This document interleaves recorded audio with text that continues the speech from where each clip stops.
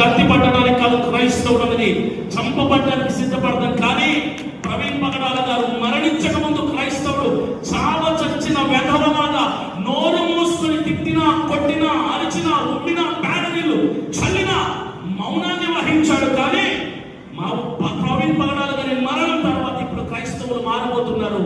క్రైస్తవులు ఎవరు కూడా మౌనంగా ఉండబోవటం లేదు. మా హక్కుని మేము వాడుకోబోతున్నాం.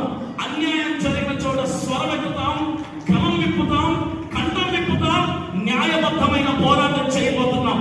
లీగల్ గా మేము ముందుకు ప్రొసీడ్ అవుతాం.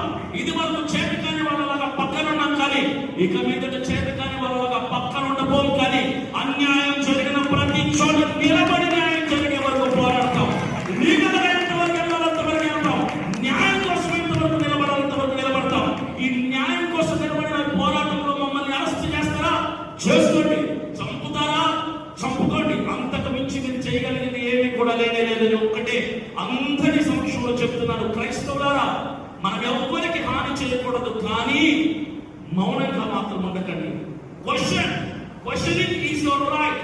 You should question injustice. You have that right. Constitution gave that right to every soldier, every citizen to question injustice. You have that right. That's your authority. That's your right as a citizen of this India. భారతదేశ పౌరుడిగా అన్యాయాన్ని ప్రశ్నించడం మన హక్కు, మన బాధ్యత, మన సత్తా, మన ధైర్యం.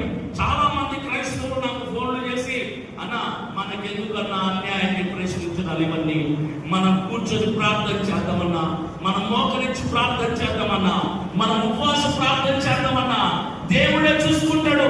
దేవుడే చూసుకుంటాడు. మాకు తెలుసు దేవుడు చూసుకుంటాడు.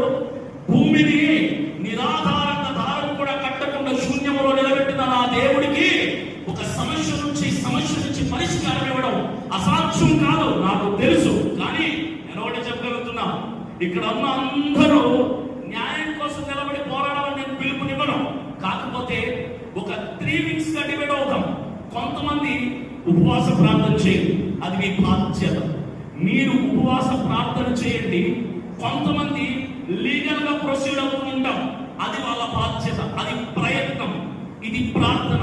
మూడవ ఒకటి ఉంటది, నాలంటోడు దమ్ము ధైర్యం ఉన్నోడు ఎవడైనా ఉంటే బయటికి రండి, నిలబడి అన్యాయాన్ని కలవిప్పి గొంతు చిప్పి అరిచి